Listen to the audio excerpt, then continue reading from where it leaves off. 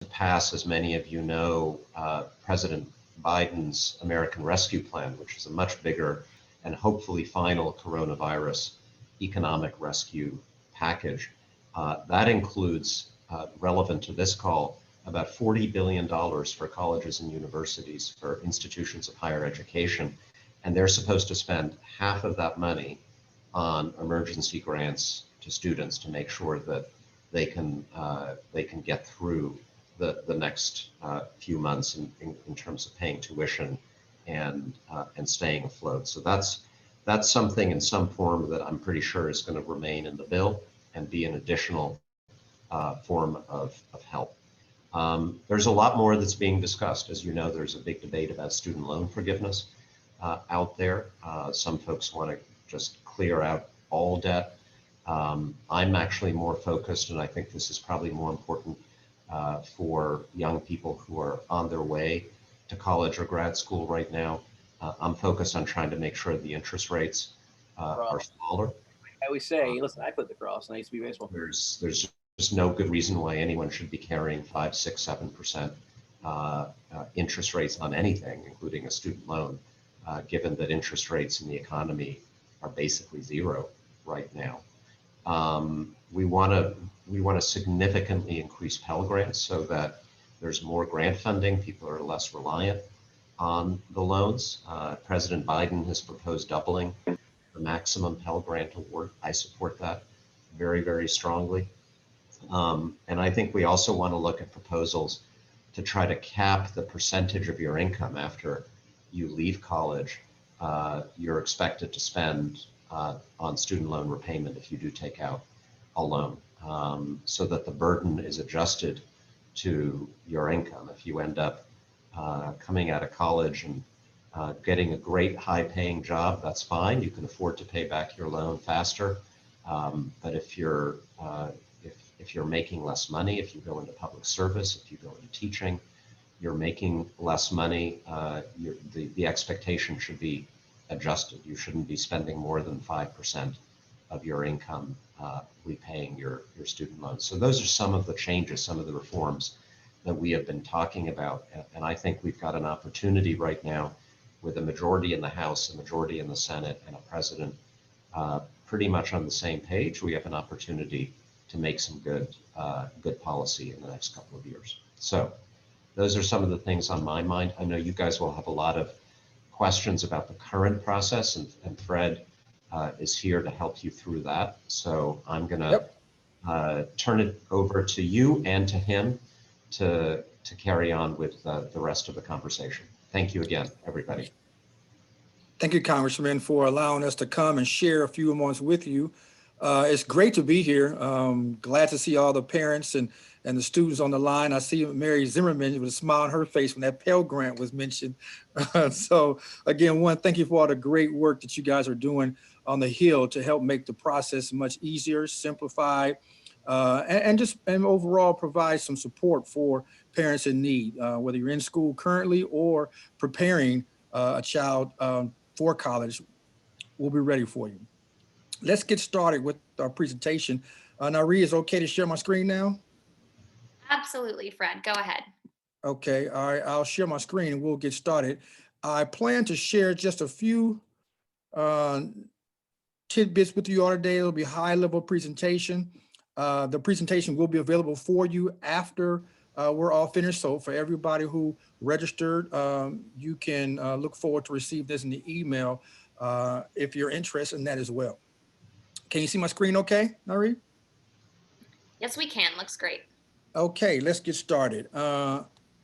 Just a few notes about tonight's agenda. I want to go over a little about myths that are around financial aid. I want to destroy some of those myths and answer some questions around that. We'll talk a bit about the FAFSA application, the form, what it offers and what's it all about. And then who should complete the FAFSA form, and also some mistakes to avoid when filling out the FAFSA form. And finally, we'll go over some tools and resources, and again, get to your questions and answers as well. So I'm gonna go kind of fast, not too fast, but I really wanna get to your questions and comments. I know you all may have some, so I don't wanna take up too much time so we can leave a block for that Q&A. I want to talk about really what is financial aid. It really is a combination of several things: government aid, institutional aid, monies from foundations and organizations, as well as companies out there. A lot of you are working for companies that may have an employer-employee matching program. You want to definitely inquire with your HR department to see if there's some additional funds for that. But I want to let you know, I represent federal student aid, and we talk mostly about federal funding, but I want you all to know that federal funding is not the only source. We're the biggest. Federal student aid gives out over $150 billion every year. That's billion with a B, as in boy. It's a lot of money. We want to make sure you get your piece of that pie, but we give out a lot of money. But there's state aid, as you see on the screen. And again, there's institutional aid, some cases for merit and need-based aid. And again, a lot of private outside entities that give money, your churches and your local Boys and Girls Club, or maybe even your congressman's office. They may have some funds, who knows? But you want to definitely inquire from all those sources, and all those sources combined are what you'll use to help cover the cost for higher education. And so that's what we call financial aid.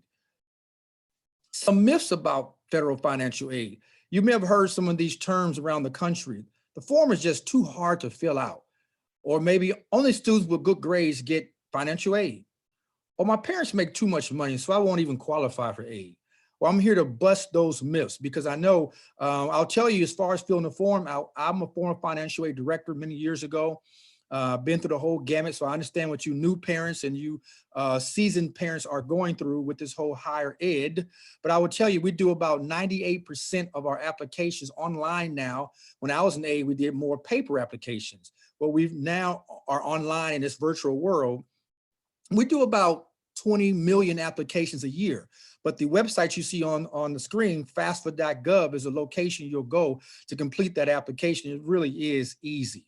Again, only students with good grades get aid. That's not true. Of course, we want to support good grades. We love good grades, and that's what you should be pursuing while you're in school. But if you're not a, say, 4.0 student coming out of high school, we don't want you to fret and feel like you can't go to college or receive any aid. The college will monitor your grades once you're enrolled. We want you to know that you can enroll and you should enroll. On that question about making too much money, that simply means that you might not be eligible for certain programs, but you most definitely will be eligible for some type of federal aid, even if it's a student loan. Now, you really want to not get bogged down with this myth, because there's so many sources out there that utilize the FAFSA form. And we'll get into the FAFSA form in a second. But if you believe this myth and don't complete a FAFSA form, you could be potentially knocking yourself out of the running for their aid. So even if you are not interested in utilizing federal dollars, that's okay. It's the same application, the federal application. And so a lot of these outside entities use our federal application. We want you to be eligible for their funds as well. So don't buy that myth about making too much money, so I won't even engage in the FAFSA process. We recommend you to FAFSA every year, whether you decide to take federal aid or not. What is the FAFSA form?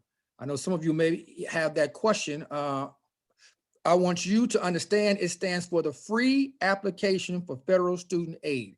And the operative word is free. We don't want anybody to be duped or scammed on paying anybody for services that we offer for free, and we can get you the help you need if you need it. But it's a free application, so you don't have to be worried about paying $50, $100. I've gone around the country and I've worked with parents and students, and some have paid as much as $500 from these agencies and individuals who have offered false promises to do the FAFSA and they'll get all this money. Don't be deceived. But it's the free application for federal student aid. And why should you complete the FAFSA form? Well, as I mentioned earlier, your colleges, they use this form to determine your federal eligibility. Again, many states and colleges use the FAFSA form and this data to award you. And again, I mentioned earlier, there's other entities outside of the college, outside the federal government, that use our form as well. So do the free application for federal student aid. And if you have questions or need support, we have people available standing by, ready to assist you at any time. Again, the 21-22 FAFSA form is now available. Again, where do you go? FAFSA.gov. That's your one-stop shop. That's where the application is being housed. If you are a traditional student, you must fill out a FAFSA every year that you intend to receive aid while you are in college. But the time to start the application process typically is your high school senior year. Again, you'll complete the application every year that you're in college, your freshman year, sophomore year, junior year, your senior year, if you're interested in receiving funding support each of those years while you're in school. And this includes also graduate work as well. The 21-22 FAFSA application, again, I mentioned, became available October 1 of 2020. So it's out there, it's ready to go. And you'll basically go to FAFSA.gov and it'll ask you some information about your personal name, address, where you're from. And you will also be asked to put some simple financial information on it. We'll ask information from you, the student who is going to college, and a parent if you are a dependent student. Of course, if you're an independent student, which means you're 24 or older, we'll only look for your information alone and not a parent. But you use the 2019 tax information. That's where your financial information will come from. We'll ask you things like AGI, adjusted gross income, or number in household, or the amount of taxes you paid in the 2019 school year. So we'll ask you those questions and you'll put that information on there. However, in this COVID-19 period, this pandemic period, we know people's income may have changed from 2019. So if that's the case, you can easily log back into FAFSA.gov, your personal account, and you can update or edit your financial information to reflect your current situation. So if you work, let's say, for example, in 2019, and you made an income, let's say, of $40,000 for your household income, but now as a result of COVID-19, you've been laid off or you're unemployed, or your income's been drastically reduced, you can just log in and use your current 2021 income, and you can follow up with the financial aid office and they'll go ahead and accept that information as well. So I wanted you to know that option is available, but normally we're looking for 2019 information, but we recognize income has changed due to circumstances and we'll allow some edits and updates as a result. Hope that was clear for you. I want to go over now and let you know the types of federal aid that you'll be applying for once you submit the FAFSA at FAFSA.gov. And we typically offer 3 types of aid. The congressman he mentioned a couple, the grant monies that they're working on, hopefully doubling, as well as our student loan money. These are dollars you have to repay at some point after you graduate, as well as our federal work study program. This is a work study program where a student's allowed to go to school and work part-time while they're in school and receive monies every 2 weeks for working part-time. Some universities, for example, they may partner, let's say, with the nursing department and local hospital. So they'll typically send students to the hospital as a work study student, and the college will pay them a normal paycheck. So again, on the FAFSA application, there's a question that asks, are you interested in working? I always recommend, whether you know you're going to work or not, just check yes to that box, because circumstances might change and you might need a job. And because you check that box, it's going to be easier for the financial office to access aid for you if you're eligible. But again, these are the 3 main types. I mentioned we give out over $150 billion every year, and it'll come in these 3 forms to the university on your behalf as a student. So again, that free money, that grant money, we offer, again, the typical Pell grant for those, which is a need-based grant, as well as something called the FSEOG, stands for Federal Supplemental Education Opportunity Grant, as well as a Teach grant. For those who may be interested in going to the teaching field, there's a Teach grant for you as well. So again, our loan money, which is our Stafford loan program, subsidized and unsubsidized loan. And we can get into that a little later on. If you have questions, feel free to ask as well, and I'll try to answer those as best I can. But again, I wanted you to know the FAFSA application, that is the document that really determines your eligibility to participate in any one of these programs. So we want to make sure that you log on to FAFSA.gov and take advantage of that anytime. Where to find the FAFSA application? I mentioned earlier the website, you remember? FAFSA.gov online. But I wanted you to know that we are in several different spaces. You see on the screen here, the My Student Aid mobile app.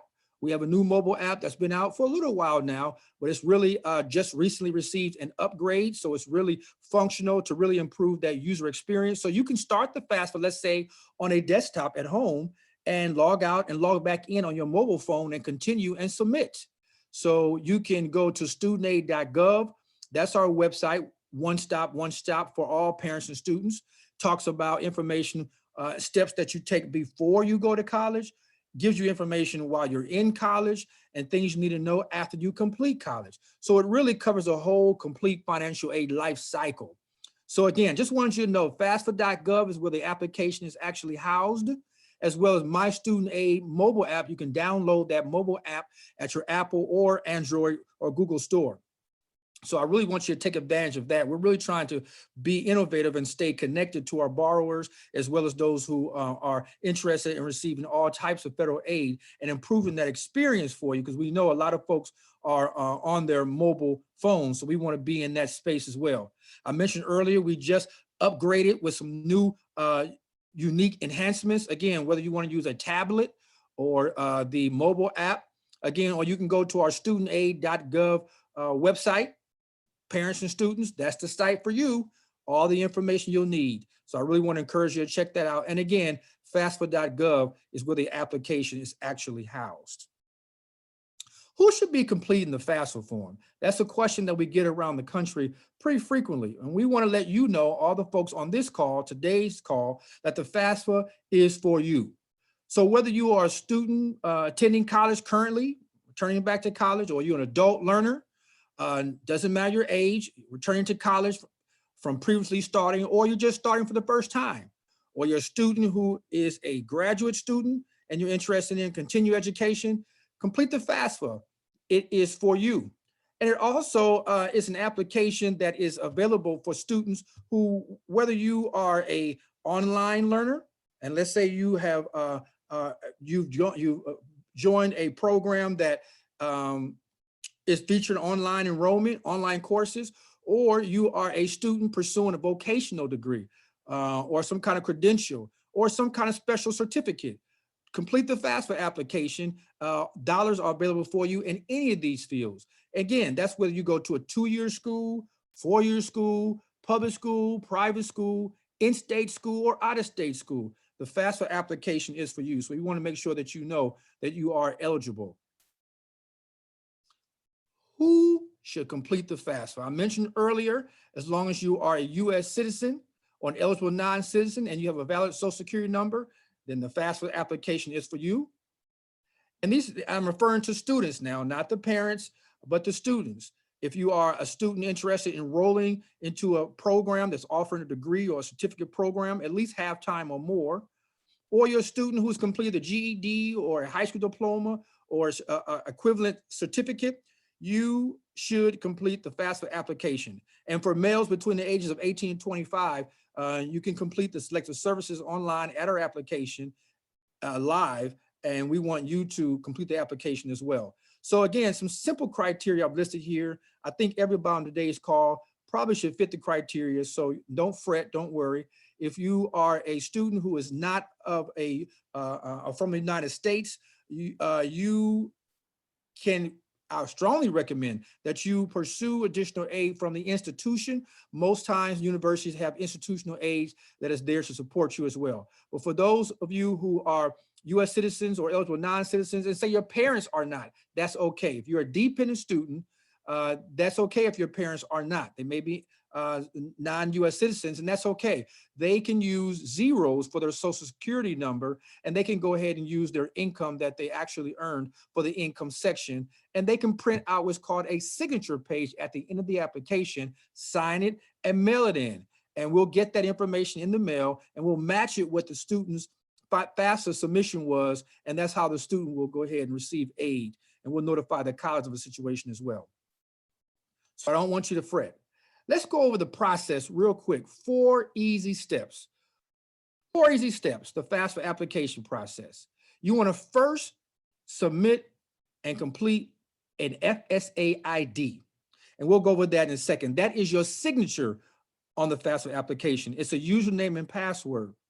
The second step, we'll process that application. We, meaning Federal Student Aid, will get that information electronically. We'll process it, and we'll send you, the student, via email, what's called a SAR, Student Aid Report, what that is. And that's basically a summary of all your answers and that's some information that the university is looking for with some codes on it. And they use that information to determine what kind of aid you'll be eligible for. On the FAFSA application, you can list up to 10 schools that you may be interested in. Every school in the nation is listed there through a drop down by state. You can select up to 10, and I strongly recommend you list at least 2 or 3, but more than 1. You can list up to 10. So if you want to list 10 initially and say go back a week later and erase those 10 and put 10 different ones, you can do that as well and hit submit a second time. And we'll send that information out for you electronically to those schools you chose. They don't know who you chose. They only can see their information. And the reason why that's important is because of step 3. Again, step 3 and 4. Because once we send that information to the college, they'll review it, and the college, will assemble what's called an award package or an award letter. And that's the document you're waiting for. That's the document that will outline what aid you're going to be eligible for and how much. State aid, institutional aid, federal aid, all that will be on your package. Now, step 4, students will review those packages or award letters, and they can sit down and have a conversation with their family and then see what's the best route to take in terms of where they'll go. Now, why is it important for students to complete and list more than one school? Why? Well, school A may offer you, let's say, $10,000 on the award letter. School 2 may offer you $20,000. School number 3 may offer you $50,000. But you won't know unless you list multiple universities so you can have something to compare and determine which is best for you based on the cost of the institution and what you'll receive. So that's why I recommend you list more than one school. Doesn't mean you have to apply to all the schools' admissions application. It doesn't mean you're actually going to show up on campus there, but it's an opportunity for you to see in advance what kind of award package you can consider when you are thinking about what school you actually want to enroll in. And those schools will then follow up with you, and you can follow up with them. It takes typically about 30 days or so, depending on where that school is in their award process to receive the award letter. But if you haven't received your award letter and you successfully submitted your FAFSA application and you've received your student aid report, your email, if you haven't gotten your award letter within 2 to 4 weeks, please follow up with the schools that you listed and contact their financial aid office, and they can tell you where they are in their award process. So that's it, easy in a nutshell, 4 easy steps, 1, 2, 3, 4. Again, get that FSA ID. You can do it real time at the same time you're doing the FAFSA, but I really encourage you to do the ID first and get that step out of the way. Now, I want you to see again what's next. I mentioned earlier when you receive that aid. Again, each school has a different scheduling process and award process. So you want to make sure that you follow up with the financial aid office that I mentioned earlier. Again, selecting one school, some mistakes we want you to avoid. This is a mistake that, again, we see around the country. And I mentioned earlier about why that's important to list more than just one school so you can find out what you're eligible for around the country.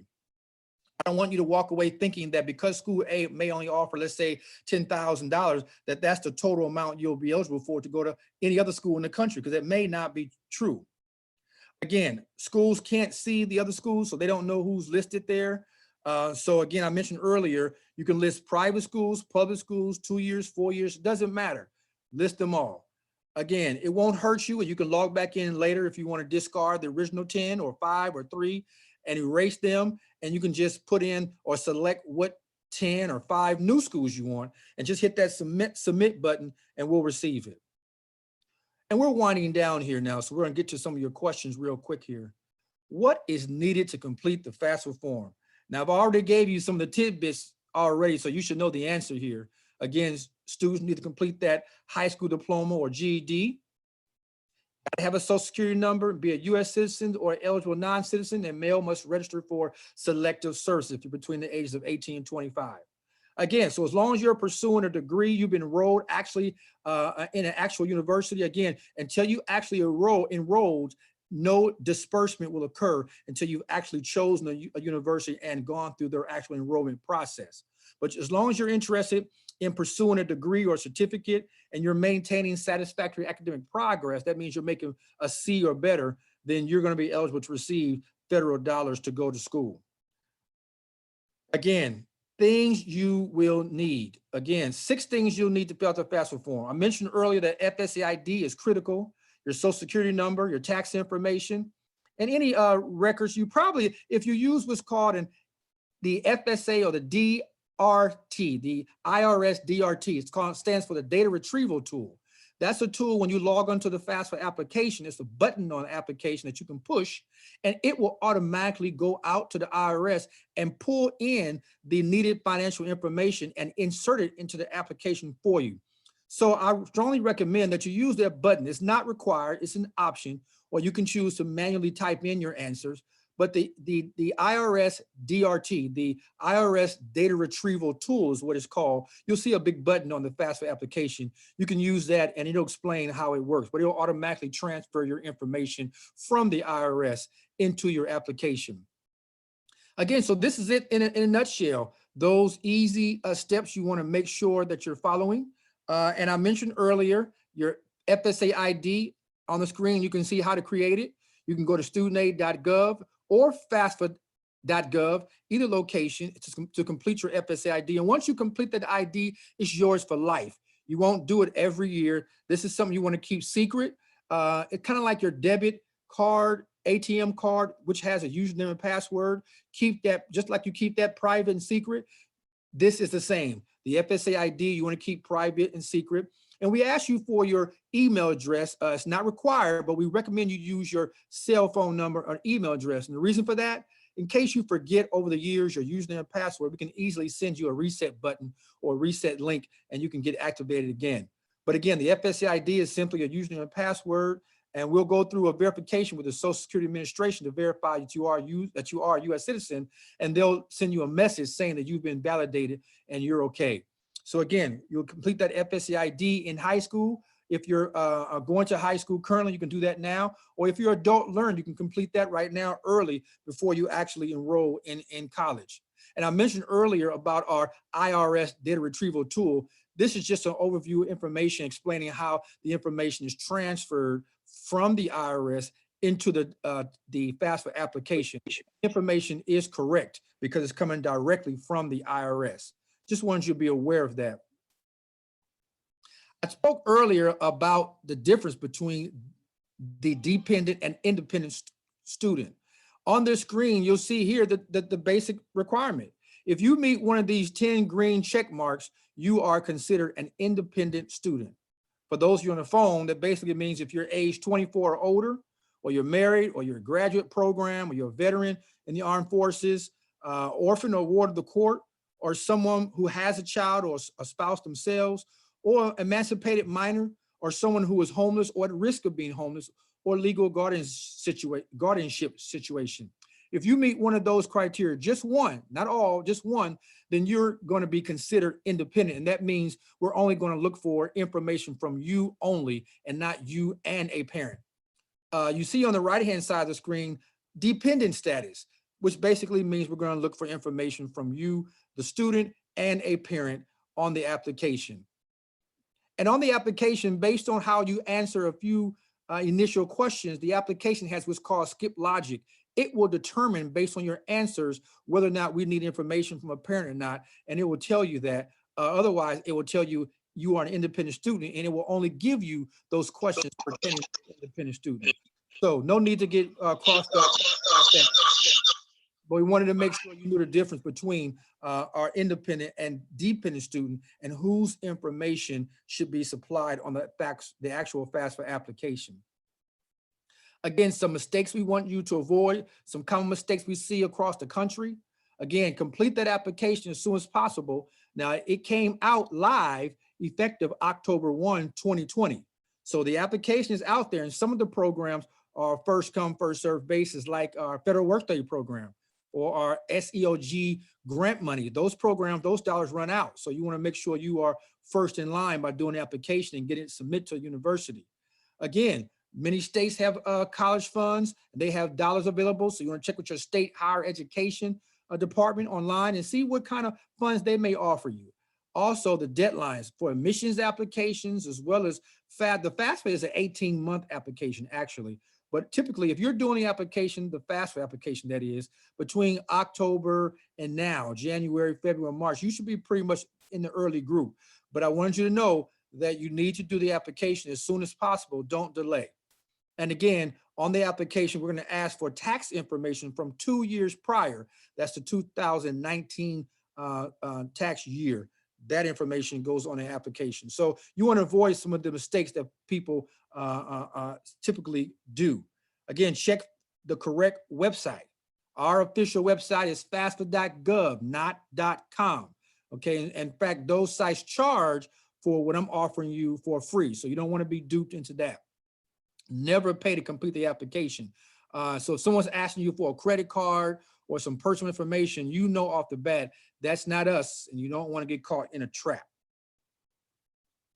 Again, not reading the definitions correctly. On the application, we give some very helpful help tools, a button there that kind of defines some of the terms, so you don't have to get worried about being trapped about that.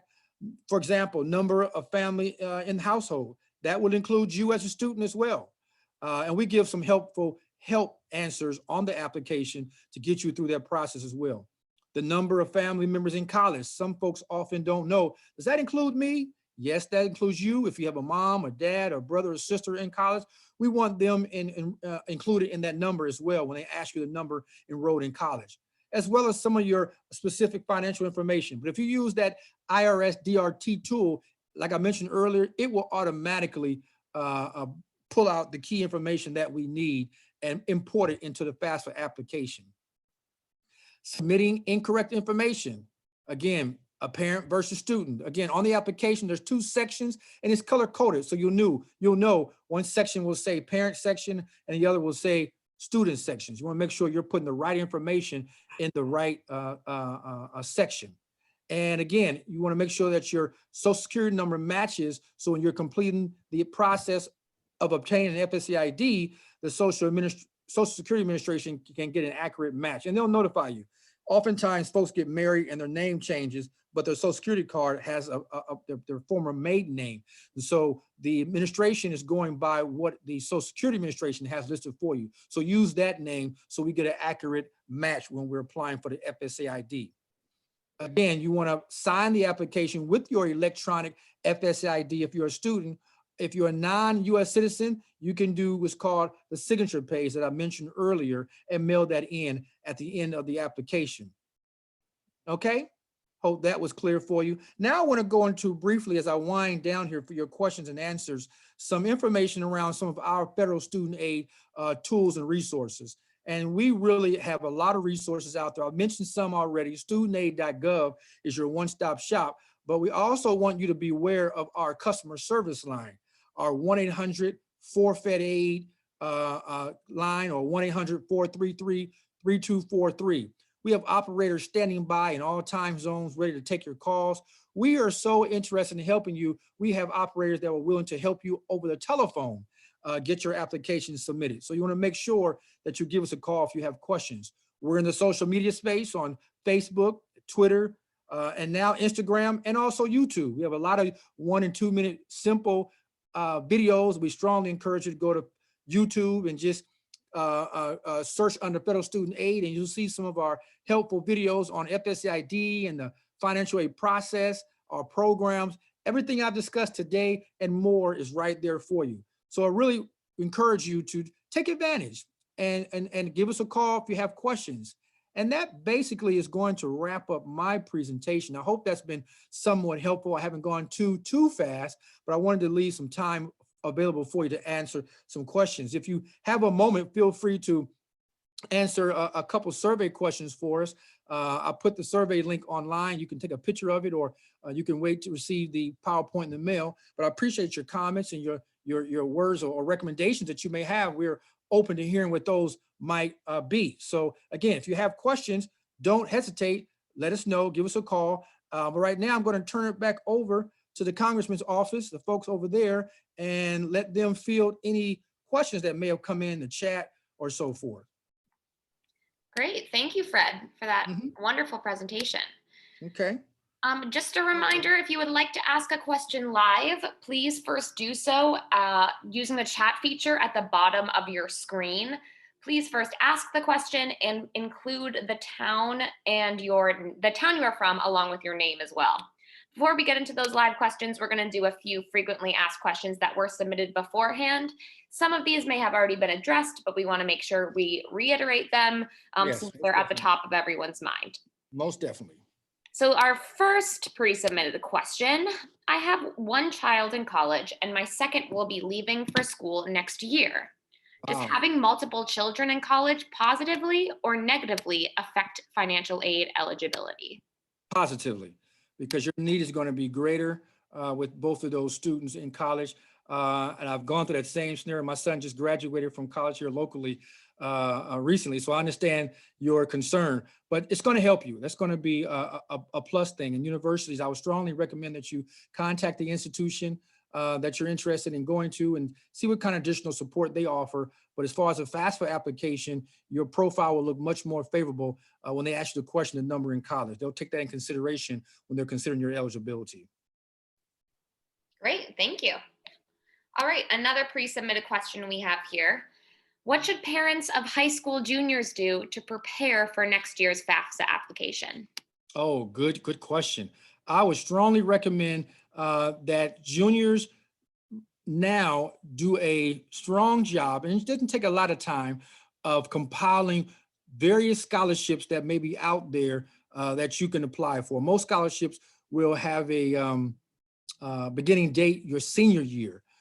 So when your senior year rolls around, you should have a list of potential scholarships from the state or private entities around the nation. You can Google scholarships. I strongly tell folks, these students who have cell phones, Google scholarships and see what dollars are out there. My daughter, when she was in school, I told her she shopped at Foot Locker for some tennis shoes. Go to footlocker.com and see what kind of scholarships they offer. You shop at Walmart or Safeway grocery store, go to their websites. Typically at the end of the year when they're ready to give a lot of support to those going to school. So I would suggest strongly develop that scholarship list right now, your junior year. And then as you turn 12th grade, your senior year, you can apply for those dollars in addition to the FAFSA application and potentially get a multitude of dollars from a variety of sources. So juniors can definitely get their FSA ID early if they want to hold it a year in advance. That's perfectly valid. You don't have to wait till your 12th grade year for your FSA ID, but just don't lose it. Put it in a safe place so it's ready for you your 12th grade year.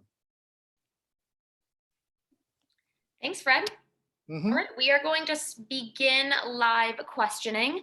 Just a reminder, if you have a question, please first do so using the chat feature at the bottom of your screen. Our first live question comes from Tom from Woodbridge. Tom, can you hear us? Yes, I can. How are you today? Okay, Tom.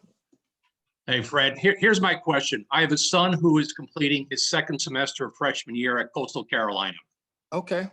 When we completed his first FAFSA before entering college, he did it under my ex-wife. Okay. So we are currently divorced. Okay. And in 2020, I lost my job as a result of COVID. Okay.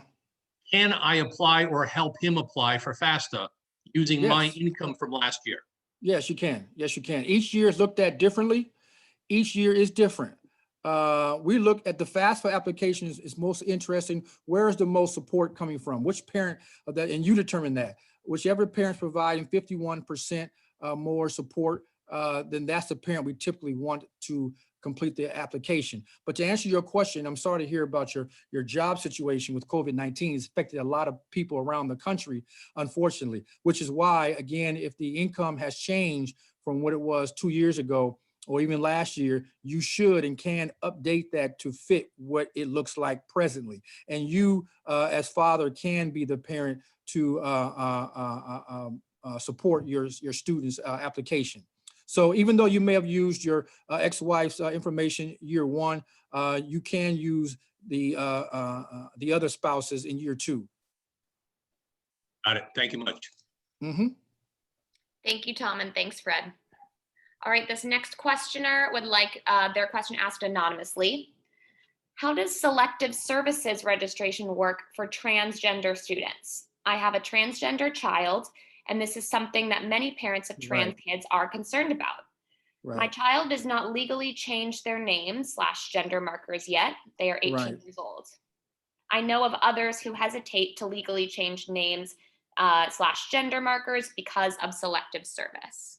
Right, that's a very good question. I have never been asked that question, but I can see how that would be a concern. My recommendation would be whatever the selective services has on file for you, then I would, for application purposes, I would stick with that throughout the process unless you go through a formal process of changing or updating the information. I just would want you to avoid any stresses with not getting a match, based on what they have on file and what you have on file. So I would just recommend that you use whatever information in terms of the name and gender information you use or that they have on file, unless you go through a formal process of actually updating and editing the information so you don't run into any barriers with mismatch in terms of information. Good question. Thanks, Fred.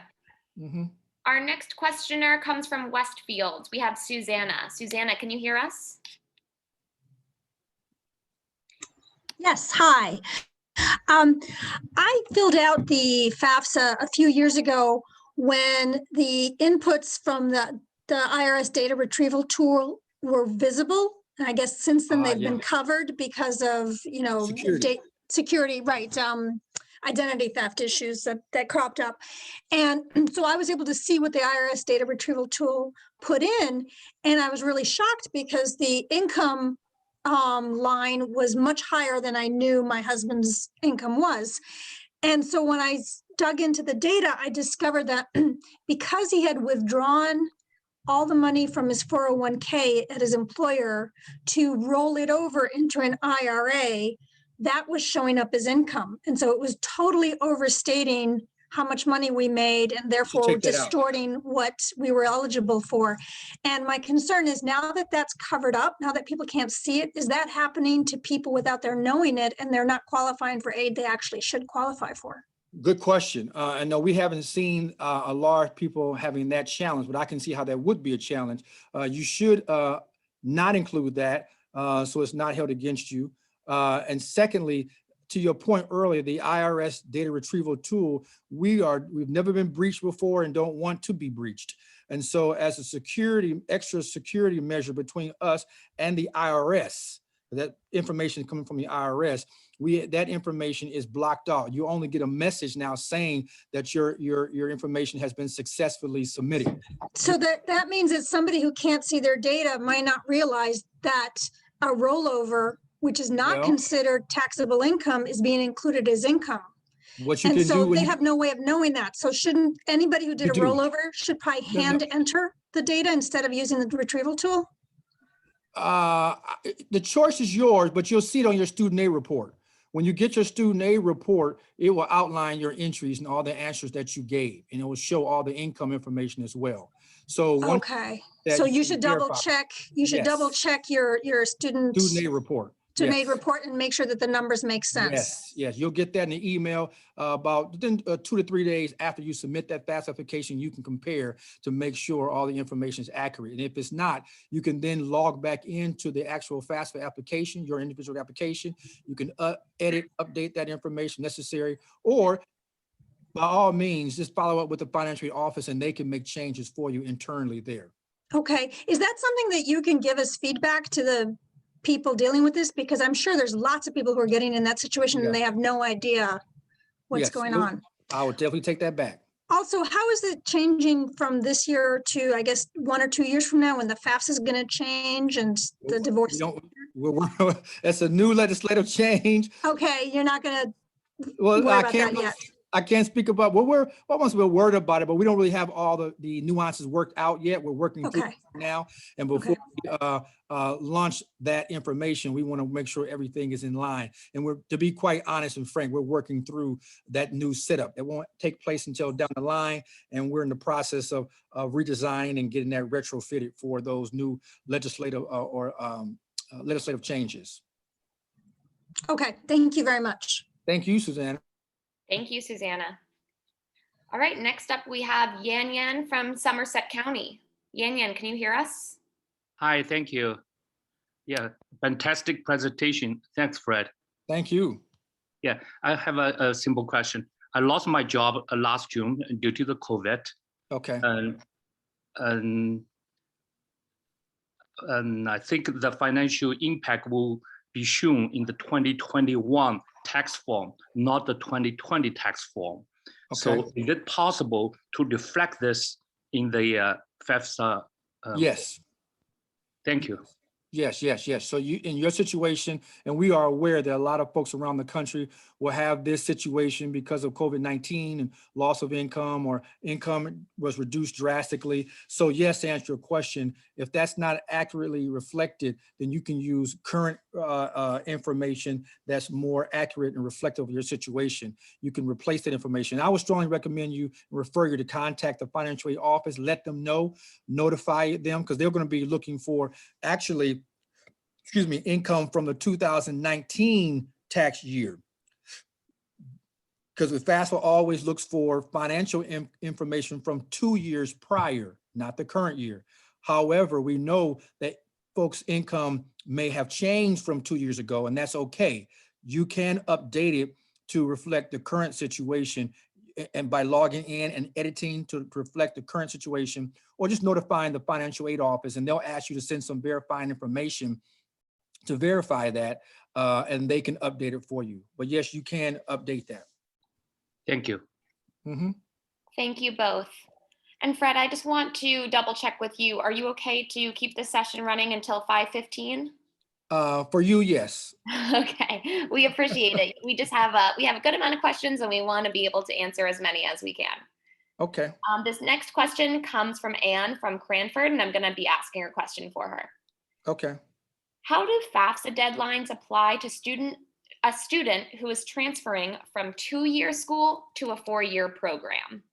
Oh, wow. Good question. Good question. Typically, the process is still seamless. You will complete the FAFSA application, and it's a 1-year application. So it's basically an application you'll submit, which comes out in October. It will be a request for the academic year, upcoming academic year, which consists of both fall and spring semester, the whole academic year. If you're a 2-year student or graduate completing your associate's degree, you are still eligible for federal student aid. You will still submit that FAFSA application when it comes out, or it came out in October, or this upcoming 2021 application, October, and you will go ahead and apply to admissions and list those schools on the FAFSA application that you're interested in, the same way if you were a graduate from high school going into college for the first time. So the process is the same if you were a high school graduate coming out of high school, or a student who has completed the associate's degree and now transferring to a 4-year institution. You will just list the institution on the FAFSA application that you're transferring to, and then they will then get that information from us, and then you can follow up with them, and they'll be sending you an award letter. So it shouldn't be any barriers or anything extra that student has to go through. Thank you. All right, next up we have Missy J. Can you hear us? Yeah, hi, I can hear you. Hi, Missy. Hi, I just wanted to know, like, what happens if you make a mistake after you filed the FAFSA form? Not you, no mistakes. Well, I hope not. No, it's okay. It's quite okay. Again, it's totally, once you have your FSA ID, you'll have what's called, that will establish your federal student aid account, and you'll get into the account with your FSA ID. Again, I mentioned that's your signature for the FAFSA application, but it's also your entryway into your account information on studentaid.gov website, because there we will house all your grant information, any age you ever got, and a whole plethora of other information. So that is your account. So you can log into studentaid.gov, and you can log into your FAFSA.gov application form and edit or correct any information, and then hit submit a second time, and we'll get that updated information. Okay, great. So depending on what you made a mistake on, it might be advantageous for you just to contact the school financial aid office, but you do have the option of logging back in to your FAFSA application using your FSA ID, which is a username and password, and editing or correcting or updating information, and then hitting the submit button button again, and then we'll get it and send it out to those schools again. Thank you. Mhm. Good luck, Missy. Thanks, Missy, and thanks, Fred. Our next question comes from Lisa, and I will be asking the question for her. On the selective service, my son won't turn 18 until right before he would go to college. So how do we manage that proof of registration? Well, on the application, you'll ask you your DOB, date of birth, and the system with skip logic will identify this person's not within the age range that they're talking about, 18 and 25, and they'll just proceed without that. But the following year, they'll indicate that the following application cycle, sophomore year. Great, thank you. Next up for a live question, we have Ashi from Westfield. Ashi, can you hear us? Yeah, I'm here. So I'm a student. I've been living in America for like about 10 years now. I'm on a dependent visa and my parents are on a work visa. They have Social Security, but I don't. So I was wondering if I was able to qualify or not. Good question. If you, as a student, talking about the student, because federal student aid is for the students to get aid to go to college. If you're not a US citizen, then you won't be eligible to complete the application. So you have to go through that process first. You want to go to studentaid.gov, and there's a section right there on the front page that talks about eligibility criteria. You want to read and see what the criteria and the information that speaks to for eligible non-citizen criteria. So go to studentaid.gov and read that. But you, the student, must be a US citizen. I would strongly recommend, again, regardless, that you contact the institution though, and find out what additional aid the institution might have available, whether you're a non-citizen or a US citizen, available to you to help cover some of your expenses and your costs. Thank you. So don't be discouraged. Don't be discouraged at all. I'll try. Thank you. Great advice, Fred. Next up, we have Amanda from Glen Gardner. Amanda, can you hear us? Yes, hi. Hi, Fred. Hey, hi. So I am taking an extra semester to finish graduating in my undergrad, but I'm going to graduate school right after that. So I was wondering, is there a specific way the FAFSA should be filled out if you're going to be an undergrad in one semester and then the graduate in the next in the same academic year? Nope. When you sit, that's a great question. When you sit down to complete a FAFSA application, the answers you provide are based upon the current situation as of today, as of the date you are completing that application, not 2 months from now, 3 months from now, 6 months from now. What is the situation as of today, as of the time of you submitting the application? And if you are still in an undergrad program today, at the time that you're complete application, then you'll answer accordingly. There is a question that asks, in fact, what's your current, when you will obtain your degree. And so you'll answer that question as of today. Now, when you enroll in graduate school, you'll do the FAFSA the same way, and we'll ask you the question what your status is at that time. And you'll tell us at that time you're a graduate student pursuing a graduate degree. And we'll know at that time that you're a graduate student. But it's not a situation where you have to fill the application out a different or certain way because you're an undergrad now and you'll be a graduate student in 3 months or 6 months. Not the case. You'll do the application, you're good for the whole year. Okay. Okay, so if you filled it out this year, then the second semester, even though you filled it out as an undergrad, you would still be getting some financial aid as a graduate student. Yes, what will happen is once you complete, again, you're completing it as, so if the first semester you're an undergrad student, you'll get a disbursement. If you have successfully graduated and completed your degree at the end of that first semester, and the second semester you will be a graduate, the school will know, and they're going to determine your eligibility based on that second semester criteria.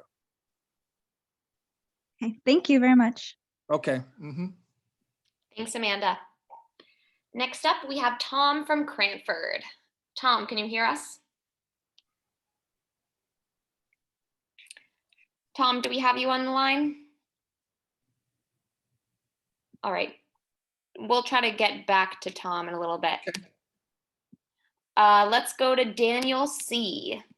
Daniel, can you hear us? Daniel C. No worries, moving right along. I'm here. What about, what about Mike from Flemington? Come on, Mike, you there? Yeah, I'm here. Very Hey, great. Got one. all right, Fred, great presentation. I have a simple question. What's the difference between a subsidized versus an unsubsidized loan? Good question. In a nutshell, interest. Okay, the subsidized loan is an interest-free loan while you're in school pursuing your degree. The government's paying your interest, so you're only eligible, only required to deal with that principal amount. Whereas the unsubsidized loan, they are not. Okay, so interest is accumulating while you are in school. So for example, if you borrow $1,000 in a subsidized loan, then you're only going to be responsible while you're in school to paying back that that $1,000 principal amount. Whereas if you borrow $1,000 in an unsubsidized loan, interest is accumulating. So at the end of your degree completion, you'll be responsible for paying back that $1,000 principal plus any interest that accrued. Thank you very much, Fred. Okay. I try to be a little simplistic. I hope that was helpful. Made sense. Thanks. Mhm. Thanks, Mike. All right, we are going to go back to Daniel C. Daniel, can you Daniel's hear back. us? Okay. Hi, can you hear me? Yes, we can. I can Great. hear you, Daniel. Hi. Yeah, my question is, on my son's FAFSA, we quickly filled up all the available schools, like the 10 schools Okay. that we can send scores to. Okay. And a certain number of them have already gotten the scores already. But Now we you're saying want- scores. Are you talking about admission scores? Oh, Or I mean the FAFSA. They received the FAFSA. FAFSA. Okay. Okay. You're FAFSA. Okay. I got you. Go ahead. They've seen them, and some of them he's been accepted to, and I they've got you. gotten, and they've Congratulations. had what aid. Oh, thank you. But we'd like to add more schools to the list. Okay. I'm wondering what happens. Like, can I just remove some schools Yes. from the list if they've gotten it already? Yeah. Yes. Yes. Yes. You can log back into your FAFSA application with your FSA ID, and you can erase the last 10 or last 5 or 6 or whatever, and replace them with 5 or 6 or 10 different ones or new ones, and then hit the submit button, and then those new schools will get your information. Okay. And now if I was going to change my FAFSA and make, and edit it in some way. Okay, you can do that. For COVID and all of that. Would I Yes. have to put all the schools back in again? If they've already gotten them, do I put them back in again? Good point. Yes. If you initially did initial 10 with one set of information, and then now you're going back a day later or a week later or whatever, and you're replacing with 10 new ones with new information that you've edited. Yes. If you want the first 10 to get the information update, yes, the answer is yes, you'll have to do that as well. Okay. All right, that sounds good. And I guess when you make that change, does it all get sent out as soon as you make that change? As soon as you hit the submit button. Yeah. Okay. So I could probably make the change, and then they all go out, and then I change it again, and then all the new schools get the new FAFSA. Correct. Again. Yeah. Okay. Great. Thank you. Congratulations, Daniel. Thank you. All right, we have time for just a few more. I'm going to read Tom from Cranford's question. He just wants to clarify that you will know the result of how much aid you will receive from a college before you apply to that college. Yes, you should. The two are not synonymous in terms of that award letter and your admission status. They're not, and depending on the college, some colleges, depending on which one you're dealing with, will send out the award letter and the admissions at the same time, some at different times. The two are typically not synonymous. Now, but to answer your question, yes, you should receive notification from that college that you listed on the FAFSA, an award letter, which will outline all the aid that you're eligible for, including institutional aid, in addition to federal aid as well. But I'd be looking and checking at least after you submit the FAFSA application successfully, I'd be looking for that award letter within 30 days after that point. If you haven't gotten it, don't wait. Call the school up, the website of the financial aid office of the school you're interested in, and then check the status. Thanks, Fred. Next up, we have, and I apologize if I'm pronouncing your name incorrectly, we have Chandra Sakar from Hillsborough. Yeah, thank you. So my question is FAFSA going to be looked by even the private colleges, or is it only by the state and community colleges? I'm sorry, repeat the question again. I have a little breakup here. No, when we submit the FAFSA, will that be looked by every college that we put into that, or is there any restriction that it is only looked by the community or the state colleges? Doesn't matter. Whatever you put in that box, whether it's in-state, out-of-state, 2-year, 4-year, public, private, it doesn't matter. Okay, thank you. Mm-hmm. All right, let's go to Jiri from West Windsor. Jiri, can you hear us? Jiri, do we have you on the line? All right, no worries. We'll try to get in contact with her. Okay. How about Alicia? Alicia S. Alicia, do we have you? Yes, sorry. No worries. Can you Hey, hear me? Alicia. Yep, I can hear you. I just had a question about 529s. How are they judged when they evaluate FAFSA? Are they, I mean, do they just discount everything in the 529 and then proceed from there? I was just curious how they. Typically the 529 income, 529 in the student's name. Some folks put it in grandparents' name or other siblings' name, but that typically is a what do you call it, a non-taxable income. And so there's a space on there that will ask you for that type of income, and you'll put it there. But it is evaluated because they're trying to evaluate what kind of support. Most schools are trying to determine how best to, for lack of a better term, stretch their dollars. And they really want to support those students who have the most need first. So they want to get a good picture as to what the financial need is in terms of, so they know who to support first or the most amount or whatever. So that is all considered in the evaluation. Right, but like, let's say you have enough 529 for the first year only. How does that, I mean, do they just sit there and say, okay, we're not going to give it to you for the first year and come back next year? I mean, how does that? As far as FAFSA is concerned, we look at each year on a by 1 year basis. We don't look at year 2, 3, 4, and 5. We look at each year individually. So if you have a lesser need the freshman year, that will be a part of the evaluation eligibility. And say you have a greater need your sophomore or junior and senior year, then that will be reevaluated when those years come and looked at different. So the eligibility could change. Right. Okay. No, I appreciate it. I'm just concerned because the first year is usually the year you get the most aid from the school.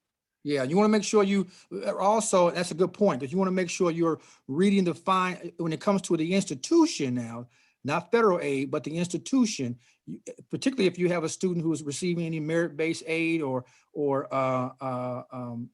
scholarship for athletics or need-based aid, you want to make sure you read the fine print, the fine line in terms of what they're offering you and determine if that's for the year, if it's just room and board. Because, for example, some schools may say a full scholarship. Well, what does full mean?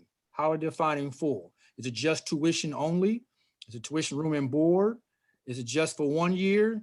Or is it for all 4 years?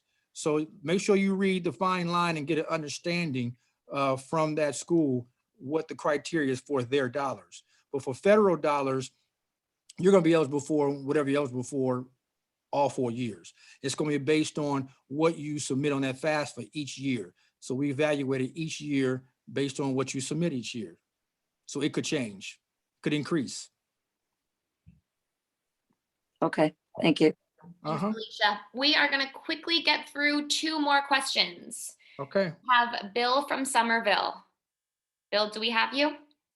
Yes, thanks. Appreciate it, Fred. Thanks for all your knowledge. I mean, it's amazing how much you can spout off here. We really appreciate all the help.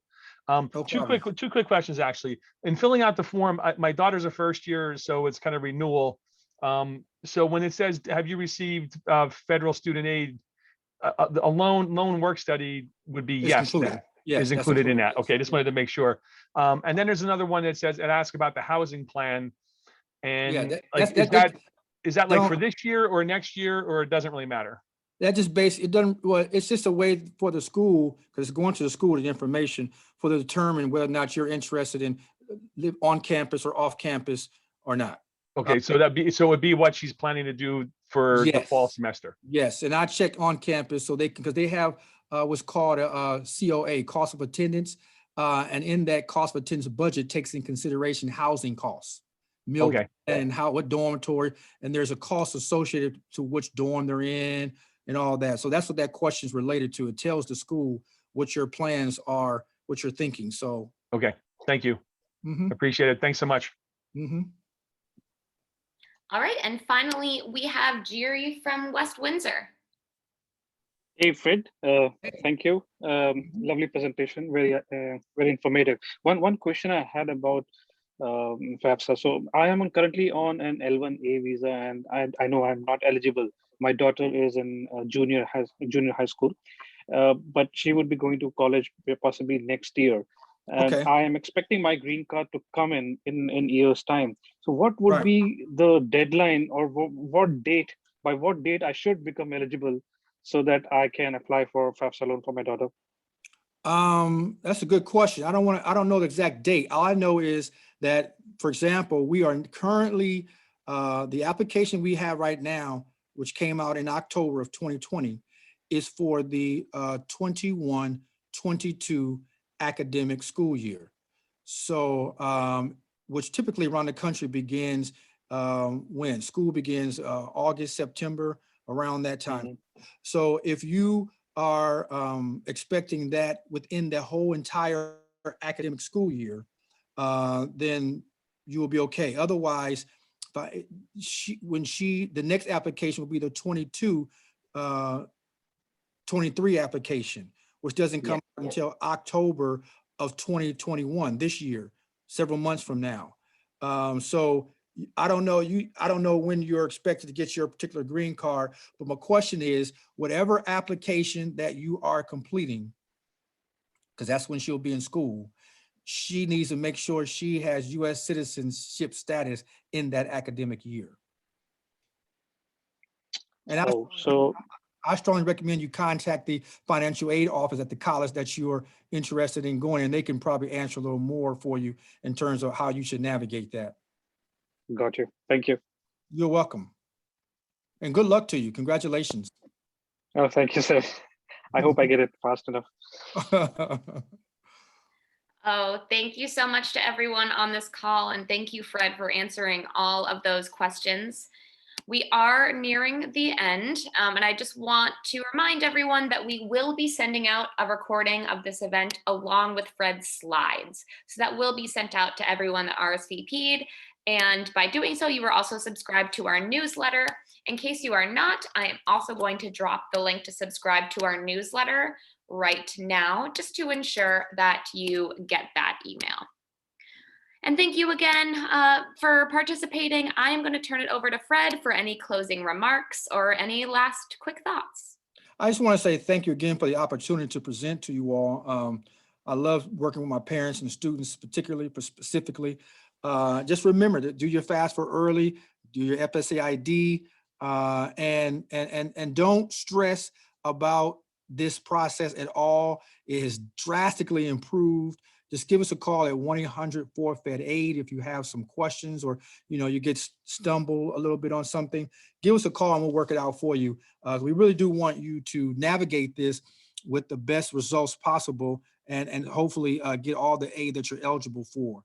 So with that said, again, thank you for joining on, and thank you for having me. I hope this has been helpful for you, and you all have a great evening.